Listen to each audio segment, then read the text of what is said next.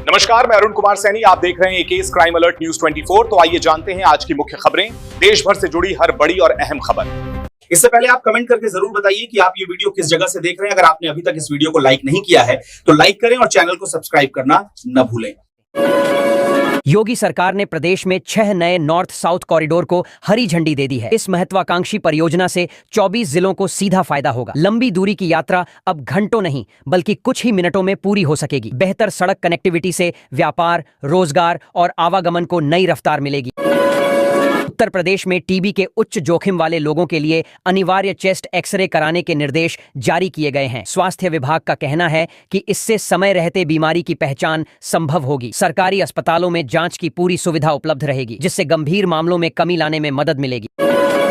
Electric वाहन charging के क्षेत्र में उत्तर प्रदेश ने बड़ी उपलब्धि हासिल की है। राज्य भर में अब 2316 ईवी चार्जिंग स्टेशन स्थापित हो चुके हैं। इससे इलेक्ट्रिक वाहनों को बढ़ावा मिलेगा और प्रदूषण कम करने की दिशा में मजबूत कदम साबित होगा। सरकार चार्जिंग नेटवर्क को और विस्तार देने की तैयारी में है।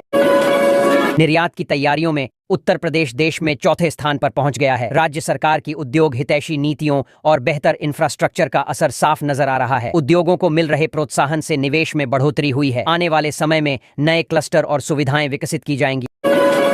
लखनऊ में बिना किसी पूर्व सूचना के कई बैंक खातों से लाखों रुपए गायब होने का मामला सामने आया है। नाराज खाताधारकों ने बैंक के बाहर प्रदर्शन कर जमकर विरोध जताया। लोगों ने बैंक प्रबंधन पर गंभीर लापरवाही के आरोप लगाए हैं। पुलिस मामले की जांच में जुटी है और खाताधारकों को आश्वासन दिया गया है। जमीन की खरीद बिक्री से जुड़ा 117 साल पुराना कानून होगा खत्म। अब नए नियमों के तहत संपत्तियों का रजिस्ट्रेशन किया जाएगा। मौसम में बदलाव का असर, फ्लू वायरस का प्रकोप तेज, सर्दी, खांसी और बुखार के मरीजों की संख्या में इजाफा। अग्निपथ स्कीम को लेकर बड़ा संकेत, योजना को परमानेंट किए जाने की संभावना। जनरल रैंक के अधिकारियों ने दिए इशारे। उत्तर भारत में कड़ाके की शीतलहर का प्रकोप जारी। उत्तर प्रदेश में ठंड और तेज होने के संकेत। अखिलेश यादव का तीखा हमला, बिहार जैसे नतीजे को यूपी में दोहराना महज कल्पना करार। बुजुर्ग पेंशन व्यवस्था में बड़ा सुधार, योगी सरकार ने कॉल आधारित सत्यापन प्रणाली लागू की।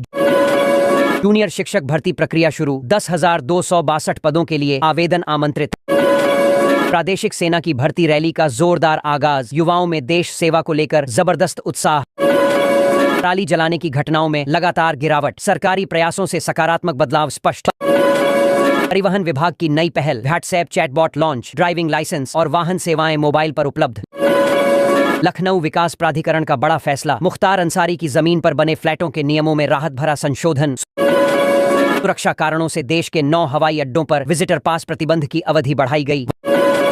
वाराणसी सहित 3 जिलों में तापमान 10 डिग्री से नीचे, घने कोहरे को लेकर अलर्ट जारी।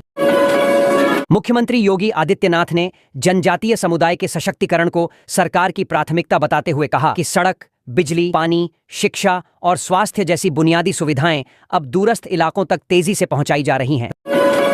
राज्य में जमीन से जुड़े सभी रिकॉर्ड पूरी तरह डिजिटल कर दिए गए हैं। इससे पुरानी खतौनी व्यवस्था की समस्याएं खत्म होंगी और किसानों के साथ साथ खरीदारों को भी बड़ी राहत मिलेगी।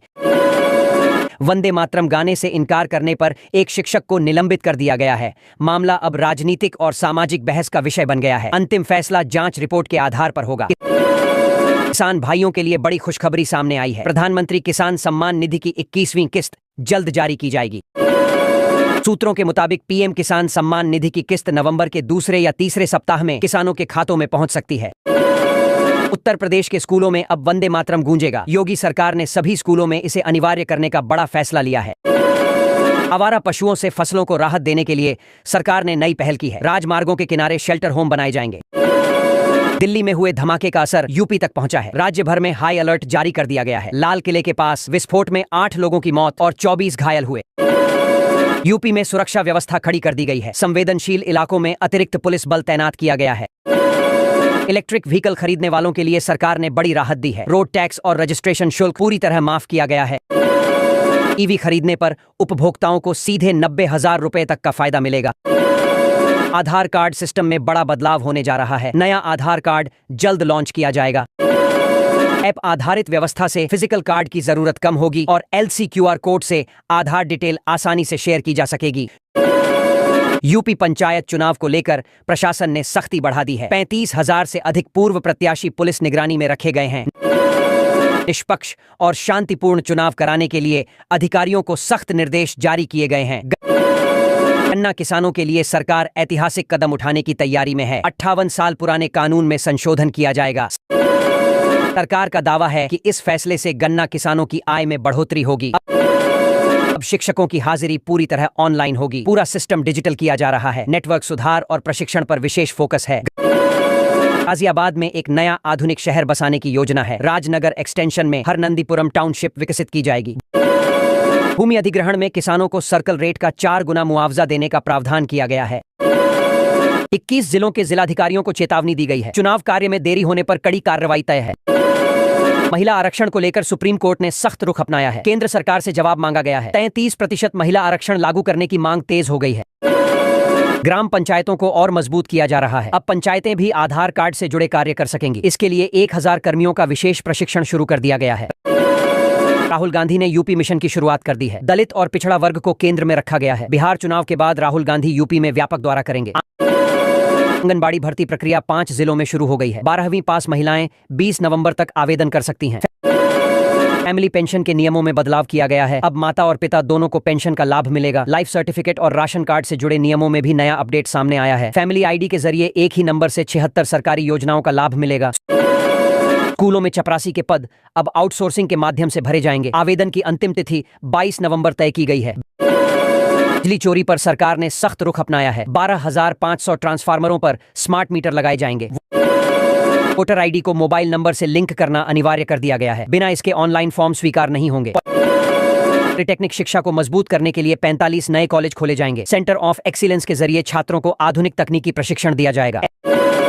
SIR प्रक्रिया में बदलाव किया गया है। अब पारिवारिक ब्यौरा देना अनिवार्य होगा। शिक्षकों की नई भर्ती का रास्ता साफ हो गया है। 10,894 पदों पर आवेदन प्रक्रिया शुरू हो चुकी है।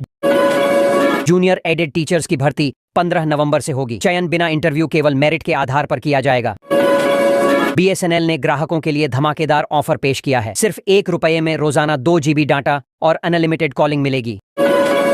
बिजली बिल से परेशान उपभोक्ताओं को राहत देते हुए सरकार ने बकायेदारों को जुर्माना माफी का मौका दिया है। ग्रामीण इलाकों में बिजली घरों पर पूछताछ के लिए लोगों की लंबी लाइनें देखी जा